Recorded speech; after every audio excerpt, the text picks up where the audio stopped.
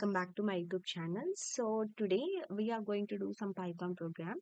This is just only one Python program, that is addition of two numbers.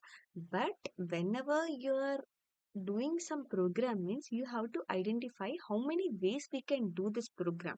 So that's why these many lines I have written. So let us discuss it. First of all, by using an input function. So I have taken a variable a and I have typecasted it into int of input. Enter the first number and enter the second number, and by using an input function and also typecasting it into int, because by default the variable which we have declared in Python will be in the string format, string. So we have to just typecast from string to integer or float or whatever you want. So I have typecasted it into int. So here c is equals to a plus b. I have written c is equals to a plus b. Here in Python, no need to declare anything. Directly we can define it here like that. Directly we can write it. No need of int a, int b like that. So c is equals to a plus b. Right?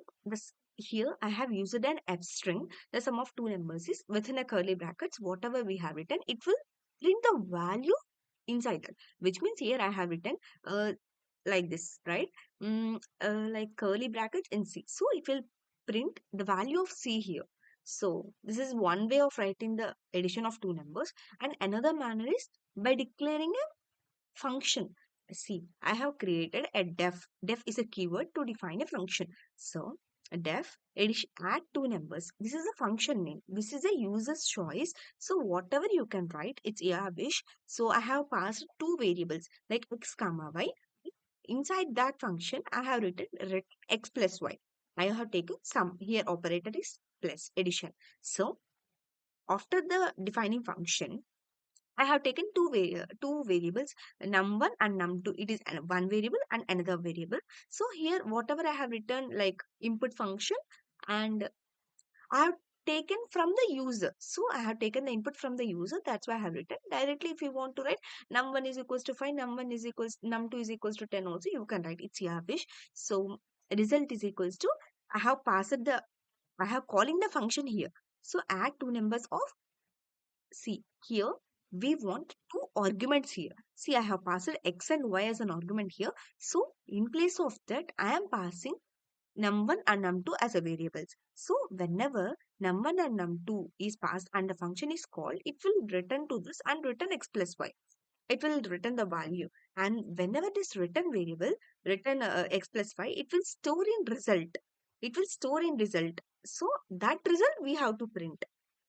So by using f strings, I have written here the sum of two numbers is result. Whatever we have written in the curly brackets, it will print the value inside that. So, and in another manner, like what we can do like addition of two numbers means how we can declare using lambda function. So lambda is also a function, but within one line we can create that.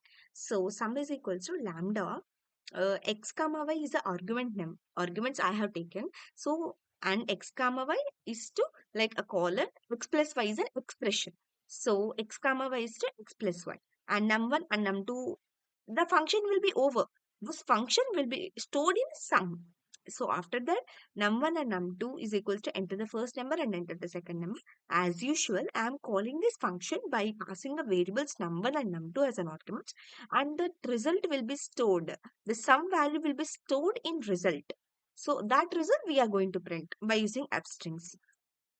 And in another manner, how we can use import operator. Here we are importing an operator. Like here, see what does this import to do? The import is nothing but it is used to import. Import is a keyword which is used to import the modules or the packages which from the in Python. So here we can use the import and operator. Here see, operator is a module, and the module exports as a set of function corresponding to intrinsic operators in Python. For example, operator.add, like that. Here it is an interface. Operator is a module. In that operator, we are having like add, sum, like add, and then subtract, and some of the see here we are having some functions inside that. So by using this operator module, we can write, see, num1 and num2 I have declared here, and the result is equals to operator dot add of num1 and num2. Here I am passing num1 and num2 as a variables, and then operator dot add. Here I am using this operator dot add function.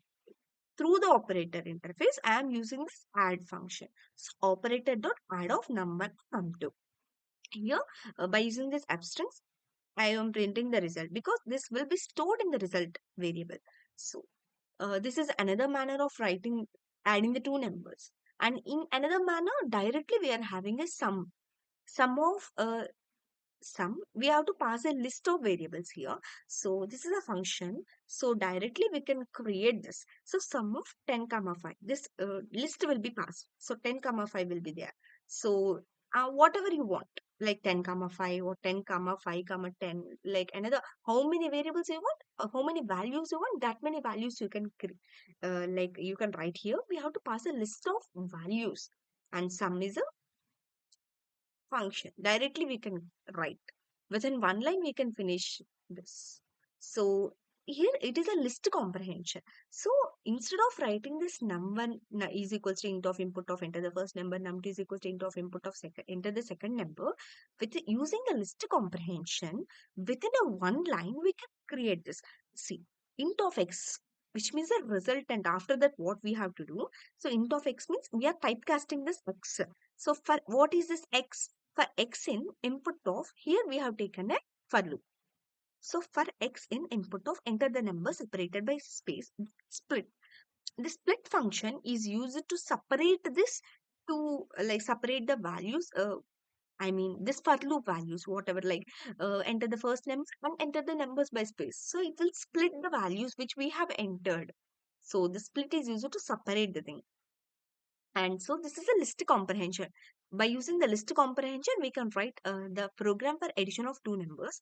So int of x is nothing but typecasting the resultant values which we have written through user input. Here we have taken this user input C. So input of like this. So this input function, we are just typecasting it, the resultant thing, and we are storing it in the list. So instead of here in the 25th line, see what we have written directly. We have passed a list of values. Here, by using a user input, through user input, we can write this. Directly, we use the sum function. And another manner is from func tools, import reduce. See, func tools is a module. This func tools is a module. In the next video, I will tell you the difference between module and package. What do you mean by module and what do you mean by package? So this func tool is a module, and from this module we are importing a reduce function. So reduce is a function. So what does this do? It will reduce the thing to one single value. See, by using the list comprehension, we are taking the user input and we are storing it in a result. I mean, we are storing it in a list format. So what does this do? Result is equals to, we are storing this thing in result, and list of means it will convert the entire thing into list. So list of reduce function we are using inside. We are in reduce, we have to pass two things. One is the lambda function and another one is list. So here see, we have to declare here. Here you observe it. We have to, whenever we use reduce, we have to pass two things. One is see here it will show. We have to pass two things. One is function and another one is iterable.